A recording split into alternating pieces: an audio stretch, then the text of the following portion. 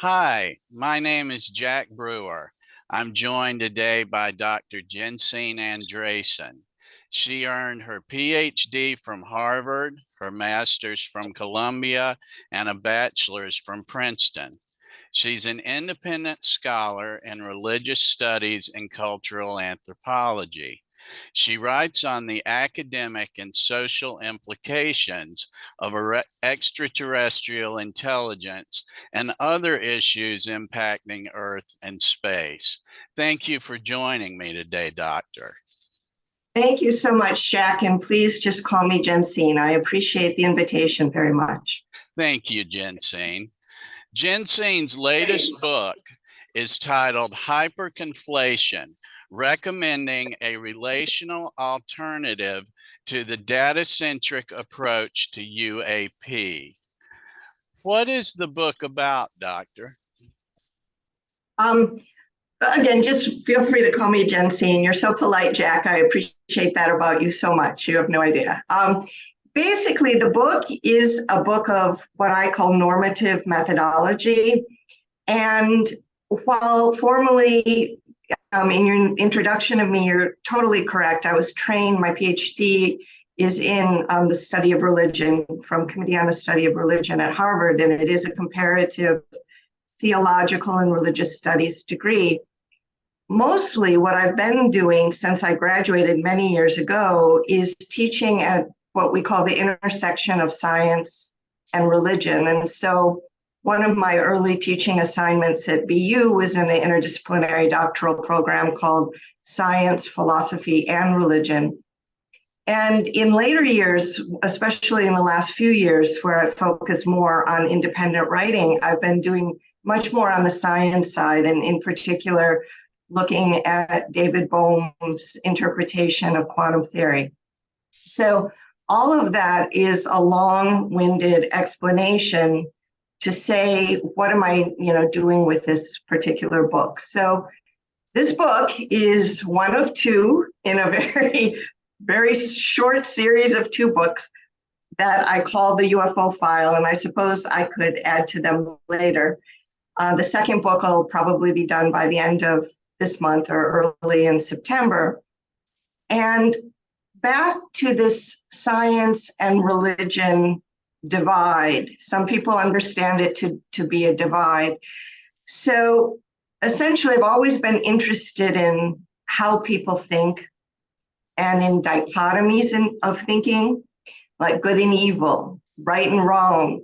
Some people perceive science and religion to be dichotomous, very different ways of approaching things. And well, that's not always true. You have many, many famous scientists who are very religious. Nevertheless, there is something to be said that the pattern of thinking and the approach, the methodological approach, is completely different in most cases. And one of the things that I began to notice over the last few years with the UAP topic is that a certain group of people were approaching it from what I would call a scientific reductionist approach to science, very data-centric. And then there was a whole nother group of people that were approaching the topic from more of a religious or idealist ideology, more of a consciousness-based approach to the topic. And I became interested in trying to sort those two groups and try to understand the two groups and what was similar about them, what was different about them. And so with the first book, I'm really looking at the group that approaches things from a very data-centric interpretation of what science is. And then the second book will be looking more at people who have strong theological and religious beliefs and approach it more from that side. So, I'm so sorry. It's okay. Go I ahead. forgot to actually answer. I forgot to answer the real question, which is, what does this book do? It's normative method. Basically, by the end of it, I'm suggesting neither of those extremes methodologically is the optimal way to approach this particular topic. So the normative part is what I want to suggest in these two books, is that there's a middle way between these extremes of, let's say, an ultra theological approach or an ultra reductionist approach, and how do we get there? And that's the real purpose of writing. I want to let people know I have read the book. I then went through it a second time to digest it further. There's a lot of information and specific information in it. And I'd like to ask you, Jensine, to please explain what you mean by hyperconflation. Okay, so this takes us really to an even broader frame on the whole topic. So I'm very influenced by Boehm's work, and Boehm talks about misinformation, and he talks about how devastating misinformation can be, even when it's unintentional, not disinformation, but just misinformation, either at a biological level or at the level of culture. And so what I'm positing is conflation is a genre of misinformation.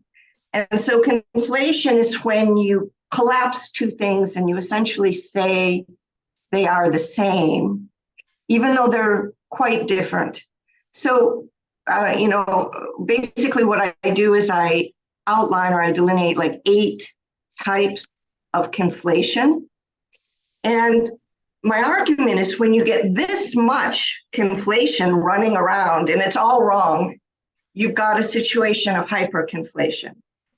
And hyperconflation is very, very dangerous, because if decisions are made on the basis of these layers of conflations and they're all incorrect, even though the people proposing them may have good intentions, then society can go, off a brink pretty quickly. And so I'm looking at that layering of misinformation. And this takes me to one frame out from the science and religion frame.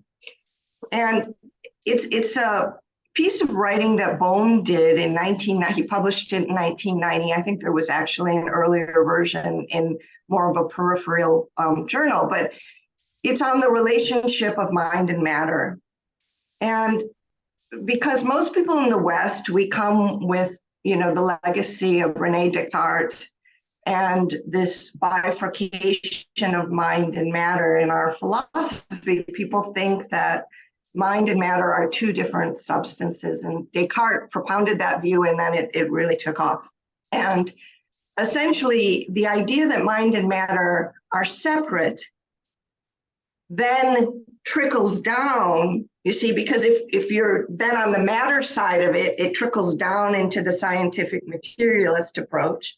And if you're on the mind side of it, that trickles down into, let's say, the theological or ideological side of things, right? But the core dichotomy is one level up from that. It's this idea that mind and matter are separate. And so you see people trying to figure out which one's primary. And if you think that matter's primary, you're going to go this way towards time. If you think that consciousness is primary, you go the other direction. But what is so brilliant, because Boehm was truly a genius about that article, is he shows from a physics point of view how mind and matter are inseparable. And it's one of the citations in the book, and I really recommend people read that article. It's online.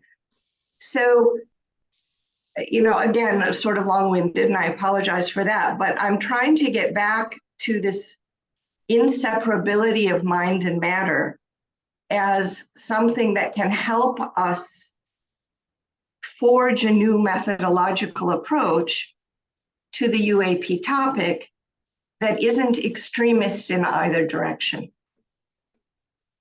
I see. And in the book, you lay out some specific areas that are getting conflated, that are potentially misrepresented and exploited by various people and agencies. And these might include geospatial intelligence gathering, satellite data. There's an intelligence agency asset called the sentient system. Would you please touch on some points that you think are some of the core aspects of what's laid out in the book, please? Yeah. So there are a lot of details in that book. And, I'm not an investigative journalist, not by any stretch, although I came away from writing that book with a lot more respect for that vocation. That's a tough job. So I'm really trying to tell the big story.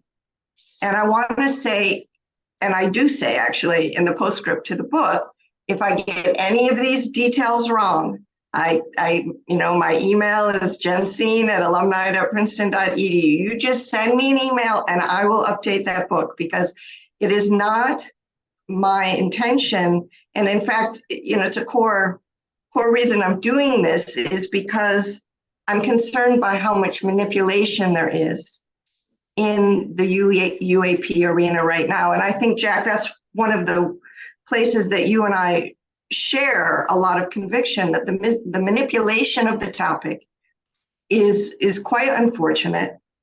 And it's important to be discerning when you hear anything from anybody about the topic. And you like to talk about critical thinking skills, and I completely agree. So all of that is by way of saying I may get some details wrong, in which case people just tell me, I will update that book.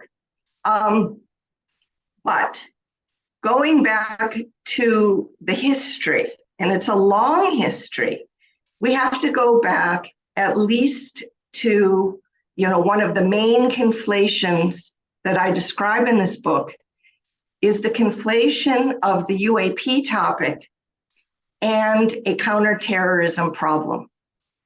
So on the scientific materialist side, the data-centric approach is being driven by the assumption that we are in some kind of context involving adversaries, and that the UAP issue is a counterterrorism.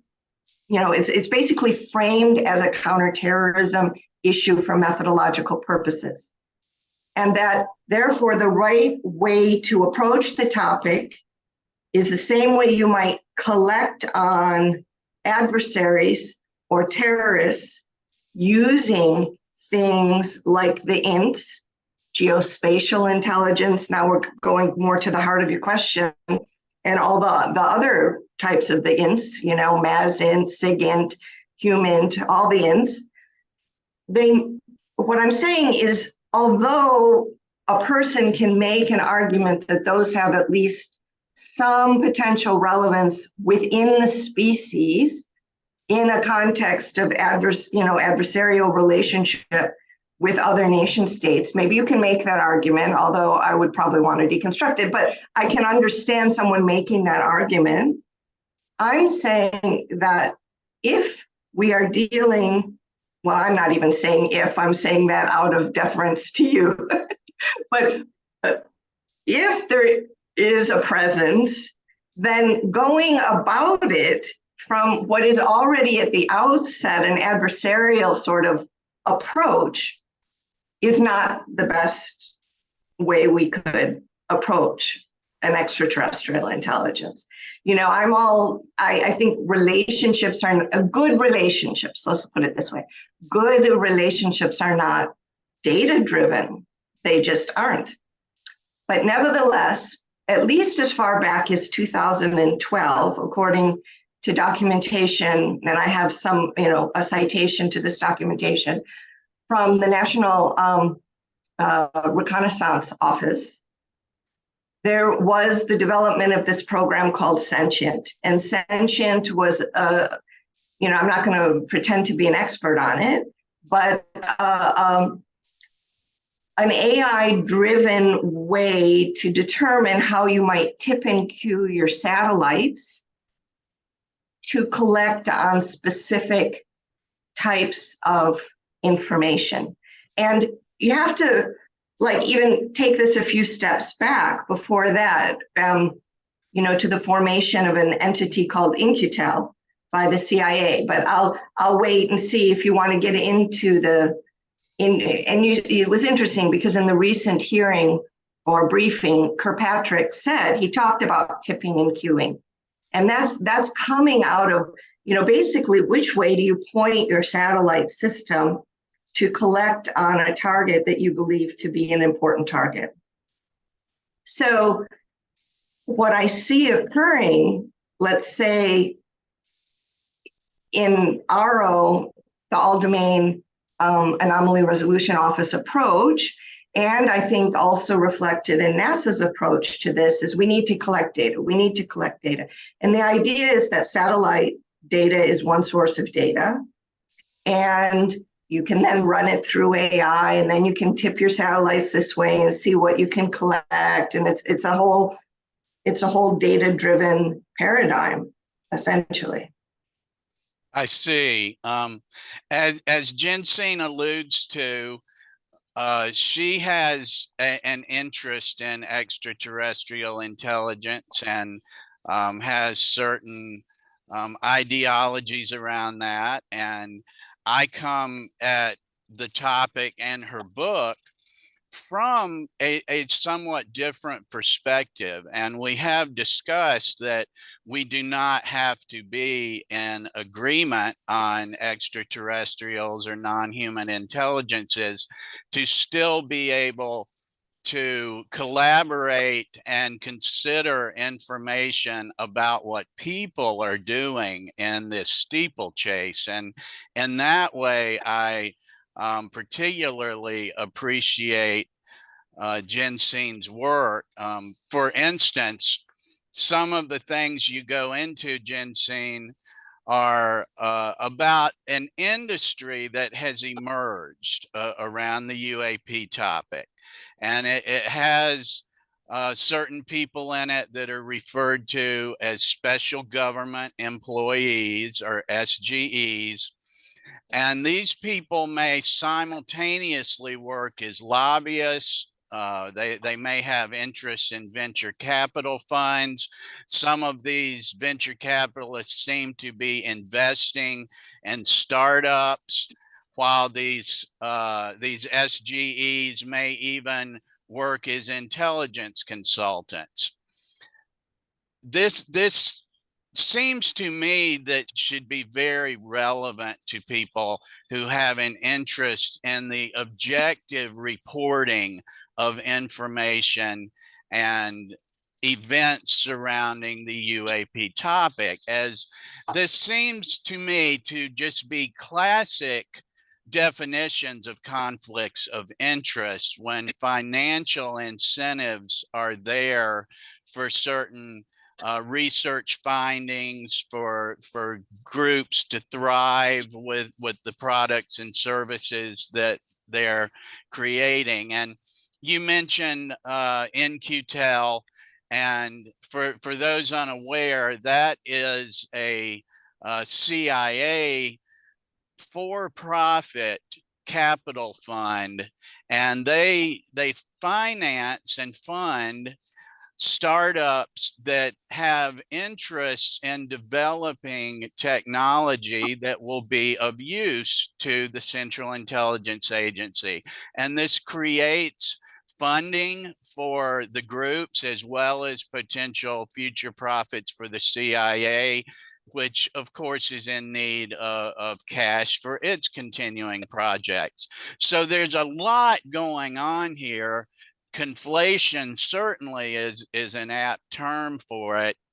And take whatever question you'd like to form out of the things I just said, please, Jensine, and tell us some about what's happening with these startups and these special government employees, and how is that translating to information being given to the public?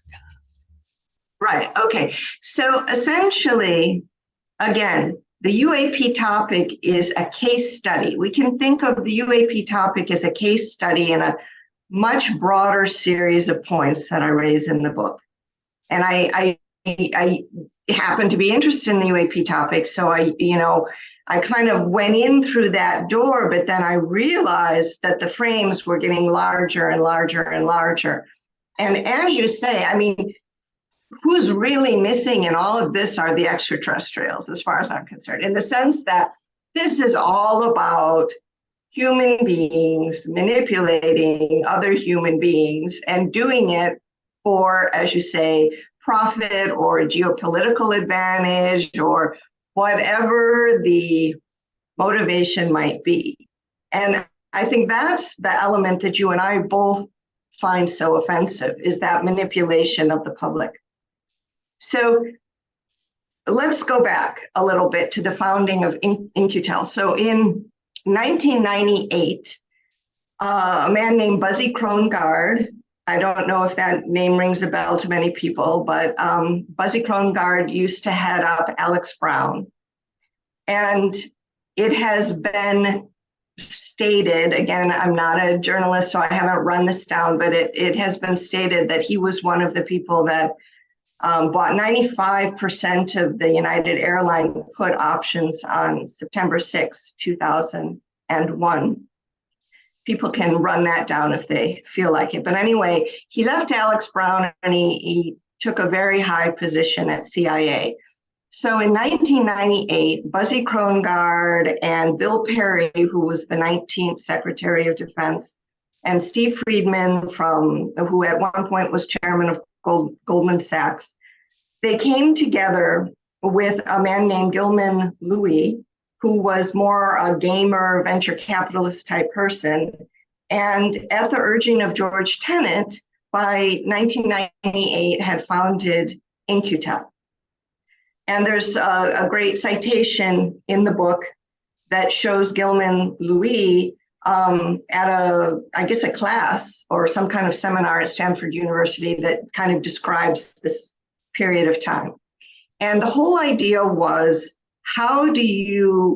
Tenet was concerned that the CIA was falling behind in terms of its access to cutting edge technology. So the point was, how do you get venture capital funding into or close to the CIA so that these cutting edge technologies can be brought into the CIA and used for its purposes, right? So they came up with this idea, and especially, how do you interest venture capitalists that are out in California and they might not on the surface want to be associated with CIA back in the day. Although now I think there's much less compunction than there was then, but then it more, that was maybe more a liberal time, hipster kind of thing, whatever. Okay. So they founded In-Q-Tel, and In-Q-Tel by this time, I guess in the first 5 years, they had more than In-Q-Tel invested in more than 75 companies and delivered more than 100 technologies to the CIA. So it was not an insignificant endeavor. At this point, In-Q-Tel has 4 types of, initiatives, we could call it that. One is called In-Q-Tel Emerge. The second is In-Q-Tel International. The third is In-Q-Tel Labs, and that's the one we need to pay attention to. And the fourth is called Be Next. So anybody can look this up and read about them, but let's just zero in on the third, which is In-Q-Tel Labs. So In-Q-Tel Labs is meant to explore topics, and I'm reading because I just extracted a few of my notes from the book. So I apologize to listeners for looking down a bit, but explores topics that are unsolved across public and private sectors. And this gets us to all kinds of things very, very quickly. So as anybody who follows the UAP scene closely realizes, there's an organization that calls itself Enigma Labs. And remember again, there's an IQT Labs. So I think a lot of us, when we first heard about Enigma Labs, well, certainly it struck me, both words were a little unusual. The Enigma seemed to be some kind of a reference to the Nazi code system that was broken by the Allies. That's the Enigma machine, right? And I thought that's an odd way to brand your company. But the labs was also kind of weird. Like, what is this Enigma Labs doing in the UAP space? And they've been around for a while. They started out as a LLC in 2020. And then at some point, I don't know the date, became a corporation. But again, as anybody in the, follows the discourse on Twitter or just anywhere, really, they're in the press quite a bit too. They are very opaque about their funding source. Like, they just don't want to tell you where the money is coming from. And that has struck a lot of people as off-putting, let me put it that way.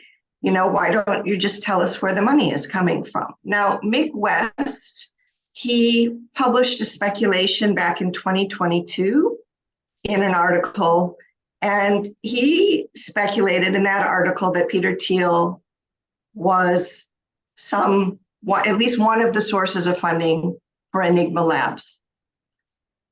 He's not the only person to say that. I've heard that confidentially from other people.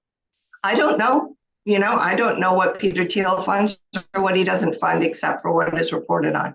But that is a speculation that's been floating around. And you can link it back to the fact that In-Q-Tel is how Palantir got its start. So Palantir was co-founded by a few people, including Peter Thiel and Alex Karp.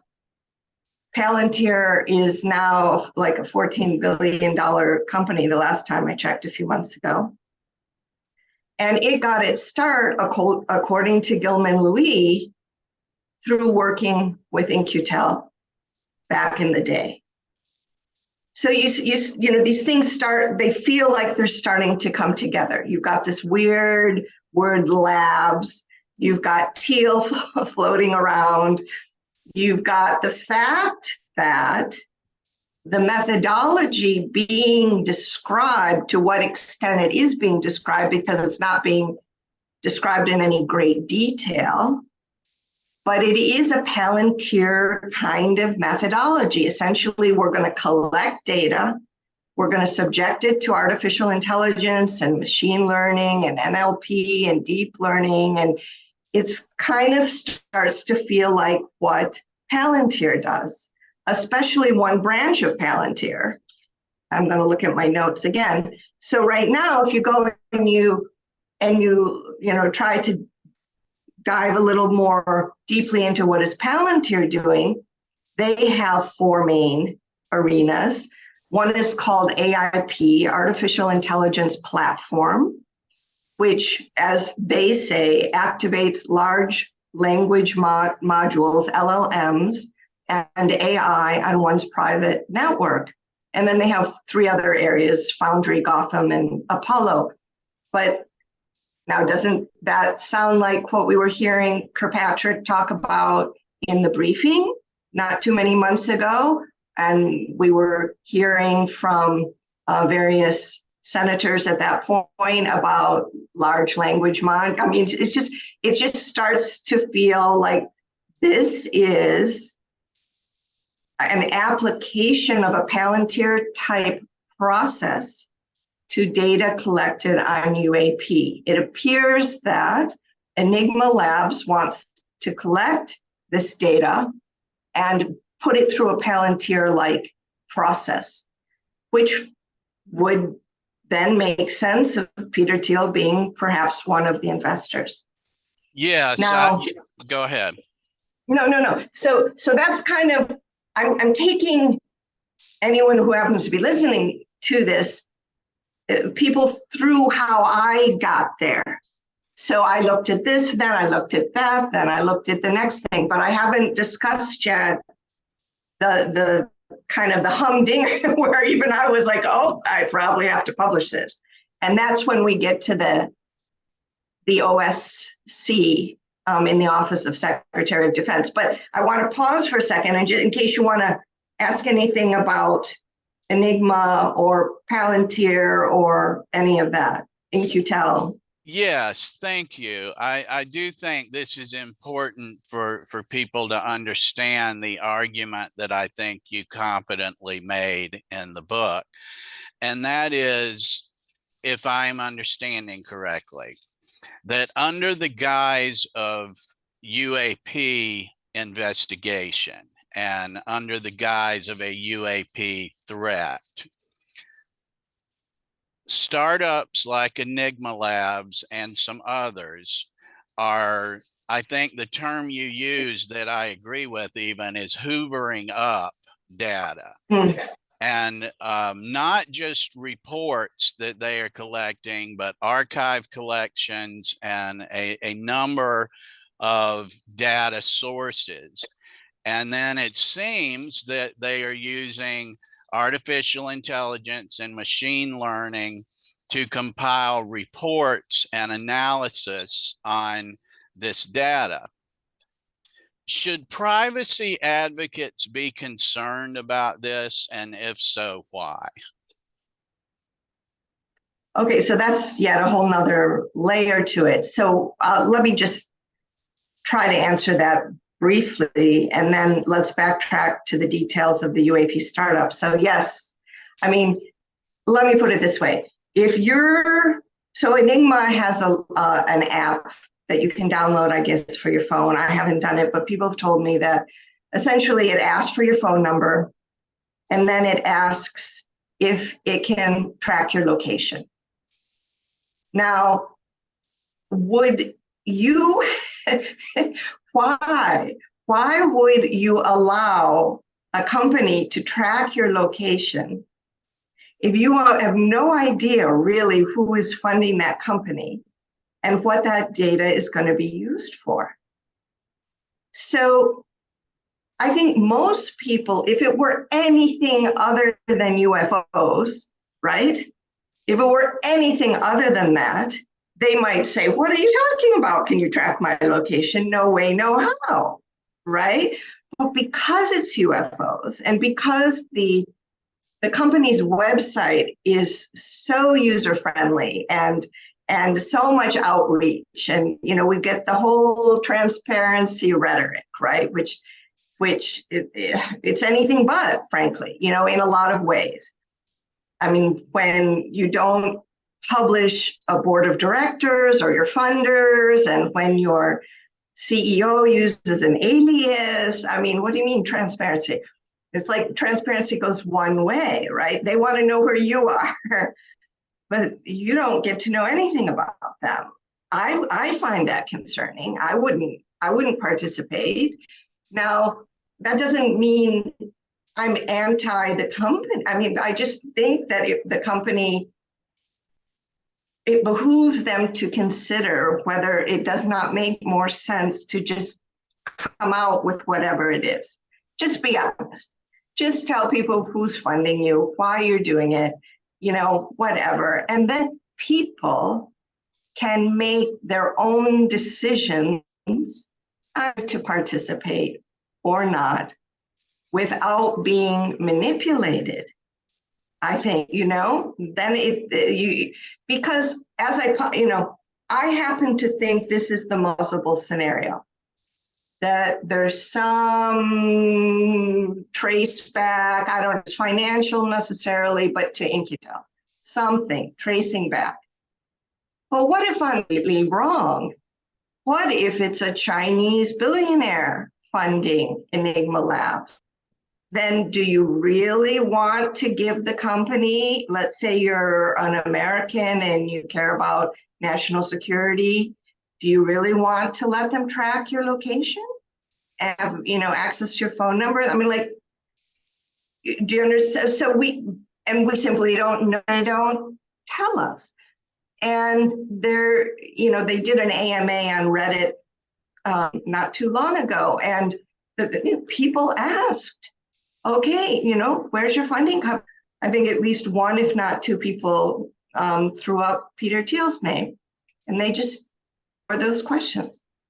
I think those are really good points. And before we either move on or circle back to other things you'd like to discuss, I would like to point out that I'm not anti any startup or entrepreneurial startups either, not by any means.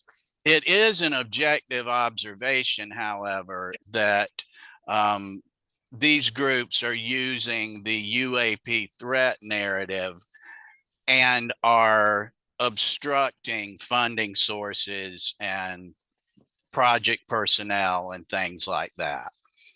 Now, it's my understanding that one of the concerns privacy advocates might have, is that this data collection may be being done by private and nonprofit corporations, may be subverting the laws against surveillance on private citizens by intelligence agencies.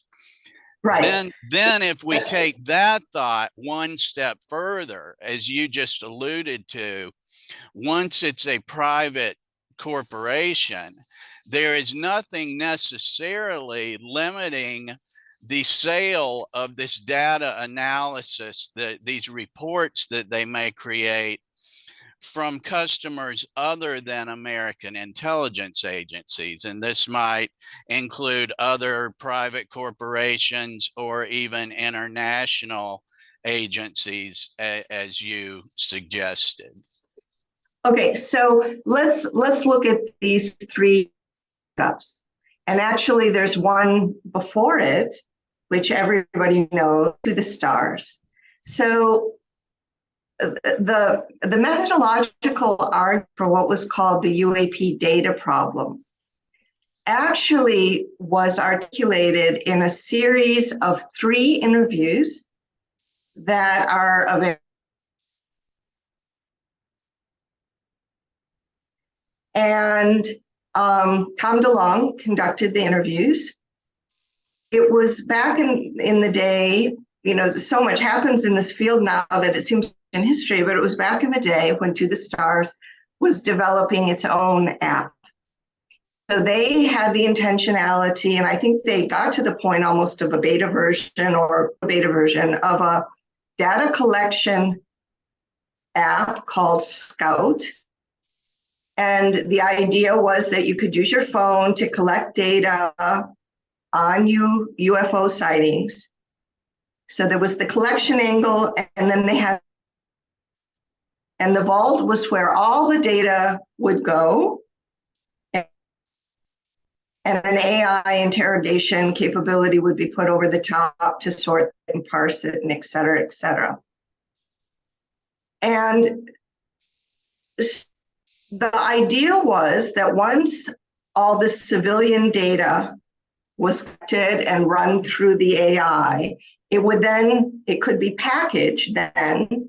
3 UAP startups I'm referring to: Enigma Labs, this next one that I'm going to discuss now, Phenom AI Non, which is not the easiest thing to say, and then a third one, which seems to be a much smaller operation. And all of a sudden, everything that was being described previously in conjunction with To the Stars, Sherman started talking about in conjunction with this new company, which is, I think, registered originally in Sheridan, Wyoming, and Phenom AI Non. All of a sudden, the whole discourse got moved over there. Now, what the 3 companies have in common, which is really kind of fascinating, is they all seem somehow to have acquired, again, I don't know, paid for, information was given to them. I'm not sure the methodology, and I don't even really want to know, but somehow acquired a good portion of the cases that used to be in the Capella database. The Capella database was originally designed by Jacques Vallée in conjunction with work that was being done by Bass. And again, all these details in excruciating detail, I go into it in the book, so I'm not going to repeat it here because it's not the main point, honestly. But, something north of 250,000 cases, historical cases, that had been reduced to the same structure, and including in some cases MUFON files. I don't know, the history exactly of how they came to have those documents, but nevertheless, put together in this huge database. Now, all of a sudden, these 3 UAP startups are referencing essentially the same number. Oh, well, we've got 260,000 cases. Oh, 270,000 cases. Yeah, I mean, essentially, basically, it's the same database. Appears to be, because there's no way after rolling out so quickly, they're going to acquire that much fresh data, right? And so why? Why not?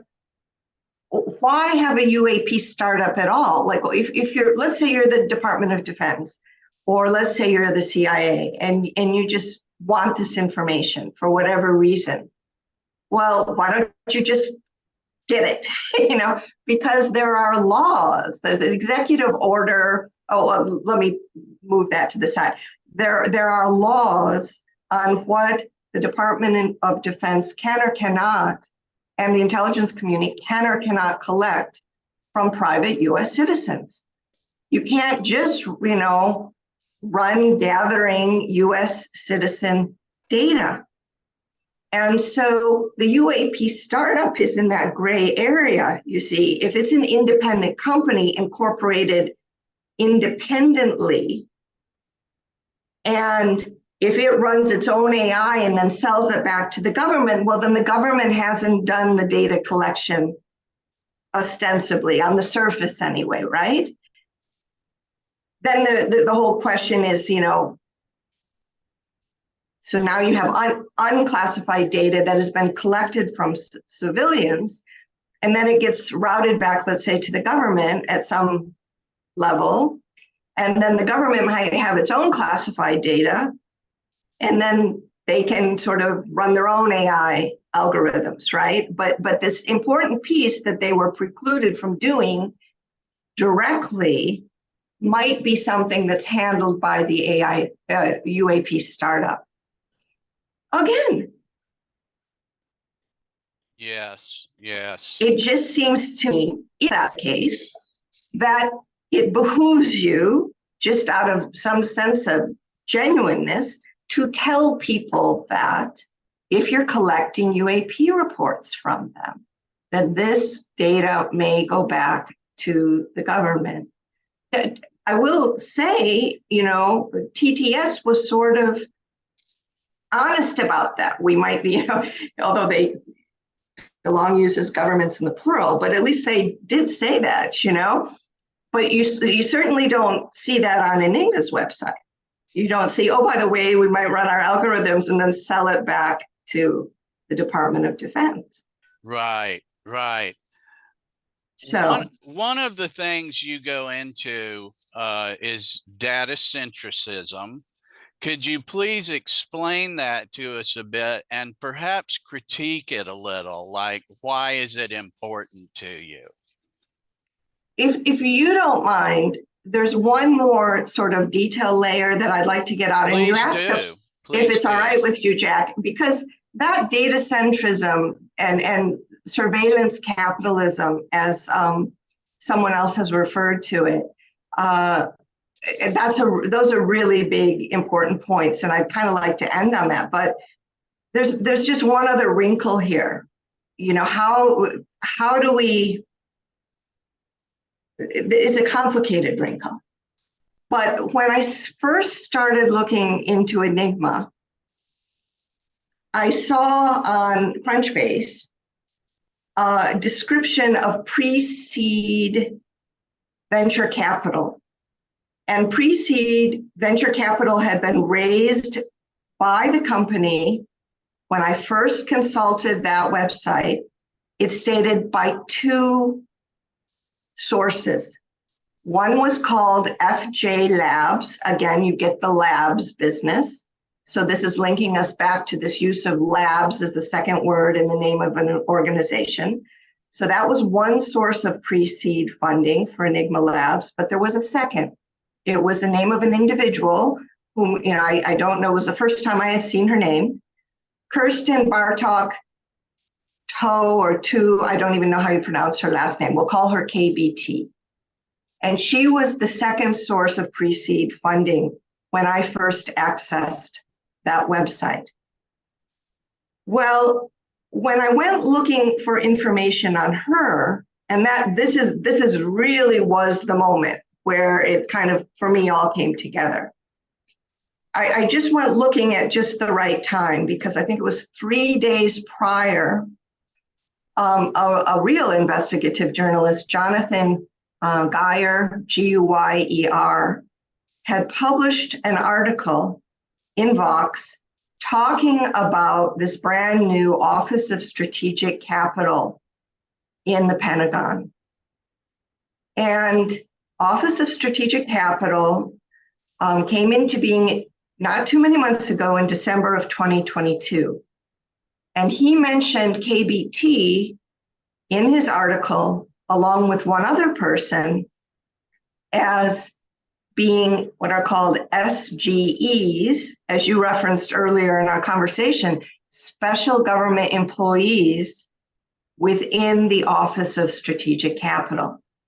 And Guyer's point in his article, he's a really good journalist, and I really recommend people read both of the citations to his work that I have in the bibliography. They're just really eye-opening, because he also looks at all the Saudi money coming into the venture capital space in the US. It's fascinating work, but putting that aside, he mentions KBT as one of the two people that has the SGE designation that permitted her to have a position within, as a SGE, special government employee, within this brand new OSC, Office of Strategic Capital, in the Pentagon, while she maintained her positions in the private sector. So this is this whole meta issue of the blurring of the public and the private, and all of the conflicts of interest that follow from that blurring. And Guyer's work is very, very good in parsing that and making people aware of that. Because if you have someone who maintains positions in whatever, she's in New Vista Capital and another aerospace related venture, in addition to her role in the Pentagon, how can you, first of all, how can you expect that a person that has that access to the inside government information might not hear or become privy to something that can then help the private sector endeavors with which she or he is involved, and vice versa? How would you not expect that that person might not be dropping a good word here and there for the private sector when they're on the inside? Again, it's not somebody I know. I had never seen her name before I started to look. But what was fascinating is she was listed. This is where now we're about to go down the rabbit hole. Okay, so she was listed with FJ Labs as one of the two funders for pre-seed venture capital funding for Enigma Labs. Okay. And when I went to Enigma Labs, you could see that she was mentioned. And when this is when I first accessed both of the websites on the same day, back in April of this year.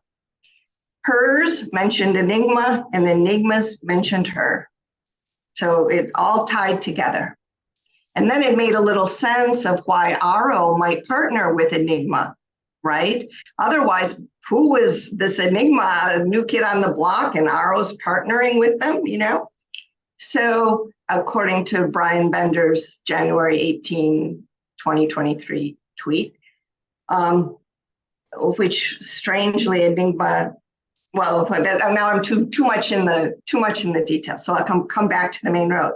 But the way I write is I kind of get the main thing down, and then I go back and I start editing and I clean up my citations. In this particular book, I had set the whole thing aside for about 2 months because I wanted to finish some other publications. So I got the main thing scoped out. I knew I had something. I just pushed it to the side and I did my other work, and I came back to it in July to brush up the citations. And when I did so, the websites had been altered. And that was very interesting to me. They had definitely been manipulated. And I go into the detail, but there still is, if this were a Sherlock Holmes novel, it'd be called the Tale of the Telltale Hyphen or something, because there was still a hyphen. So there was a row that listed her investments. And on the date that Enigma says it had its pre-seed funding round, which was, I think, April 21st of whatever year it was, that row on her page, there was a hyphen where Enigma Labs used to have been, but the date was the same. So, it was still there residually, the connection. So, yeah, so I don't know. I mean, I just think that there's been, and there continues to be, so much manipulation of this topic. And that is not helpful. It's not helpful to anybody.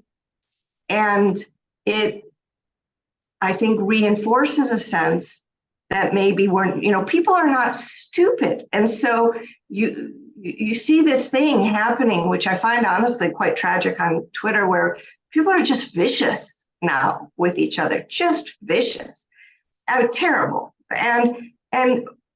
But I understand why people are so frustrated. They're very frustrated because they feel that something is not straightforward. They feel manipulated. They feel they're being lied to in some cases, and they're angry about that. And I just don't think it's helpful. I think people would be far more understanding if you just sort of told them the truth, right up front. I don't think there's time for all this manipulation. One must certainly question why, what the truth must entail if so much manipulation and caution is given to obstructing it. And just to make sure I'm clear on all of that you described, Ms. Barstow is confirmed to have been a special government employee while jumping in and out of the funding line of Enigma Labs, correct?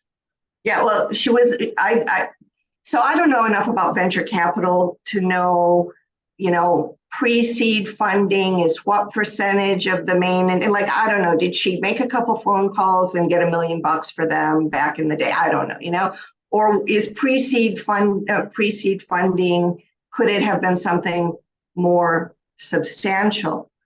And I'm sure that differs from one venture to another. So you see, she could have been, well, in fact, it said when I accessed the website originally that she was a part of the pre-seed funding. But even when I accessed the website originally, both for her and for Enigma, the separate websites, neither disclosed the dollar amount of that pre-seed funding. So again, it could have been something that she was queuing it up, and then here comes Peter Thiel with the big money later. I don't know. But you see, that's the point. Yeah, I was just thinking that's the point. Yeah. That's the point, is I don't know. It's really hard to figure out, and it shouldn't, if it were really straightforward, it shouldn't be this hard to figure out. It should just be stated like a normal company. Here's our advisory board. This is how much money we, like this is this, and this is this, and this is this. Period. Yeah. Right? Yeah. Okay. So data centricism. Yeah. Well, so and this is really it's some people really, I think, find exposing others to be rewarding, and I appreciate good investigative journalism that does that. That's never really been my personality. So this is not for me to be able to make, to expose somebody or to expose a company or whatever. I'm really much more concerned about the bigger picture, which is the surveillance capitalism. The idea that contracts, big money contracts, and I also mentioned Carbine 911 in the book, huge money contracts are being granted for the purposes essentially of surveillance, what boils down to surveillance. And a Carbine 911, that's another wonky thing, where basically they say the company is collecting emergency data and then they want to know, can we track your location? And on the surface, that sort of seems okay if you're in an emergency situation, right? But Human Rights Watch back engineered that app, and it appears that the tech was transferred to China and used to surveil the Uyghurs. Now that's not so cool anymore at all. In fact, that's really becomes quite dangerous. So what I haven't discussed too much, but which is another really important part of this whole picture, is that floating, so I'm describing the materialists on the one side and the people who are more to make consciousness-based ideologies on the other, but sort of floating or swimming between the two are the spies, right? And the whole issue of espionage and tech transfer. And the idea that certain totalitarian regimes, for example, China, might find surveillance technology very valuable. And so there is an espionage incentive, right, to sort of transfer some of these techs out of even the US domain into other domains where they could be used for repression. And the argument is made in the case of the Carbine 911 that something very similar was used with the Uyghurs.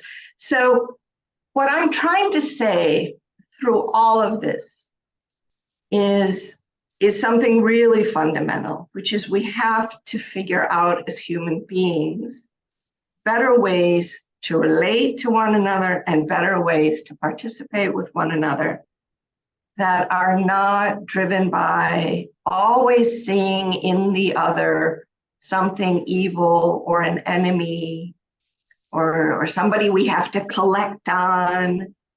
No, we have to stop that at some point if we want this species to make it. And we have to learn to cooperate and talk and not be spying all the time on everybody. And not define the other according to the data collected. Human beings are, they can be, let me put it this way, human beings can be amazing, just amazing. And we need to learn to see that in the other and cultivate and support that and not reduce the other to some sort of package of data. That's really where I'm coming from. And I believe that within the species, but I also believe that we're not going to have too much luck, with other intelligent species until we get that ironed out within our own species. So thank you. yeah. Thank you. That's certainly a fair message and a reasonable perspective. I'd like to thank you for the work you have undertaken and for publishing it. Is there anything you'd like to add? Any closing thoughts you'd like to express? No, but I really appreciate the conversation, Jack, and I appreciate you're such a good, careful, diligent, genuine reader, not just of this, but I've read some of the other things that you've published that I thought were just really well done, like the injury study that wasn't an injury. I mean, like that's just a great piece of work, and I really appreciate your contribution. Well, thank you. And thank you for joining me today. Thanks to the listeners and the viewers. See more of our videos and read our investigative blog posts at expandingfrontiersresearch.org. And thank you very much for joining us today. Bye, Jack. Bye.